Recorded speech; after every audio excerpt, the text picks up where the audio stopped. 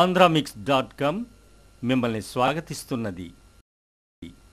గజనీ లాంటి ఓ రేంజ్ హిట్తో బాలీవుడ్కి పరిచయమైన ఆసిన్ పెద్ద స్టార్ అయిపోవడం ఖాయం అనుకున్నారంతా.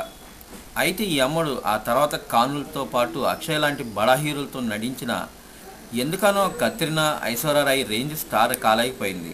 ప్రస్తుతం ఈ అమ్మడుకు అవకాశాలు లేక ఖాళీ అయిపోయింది.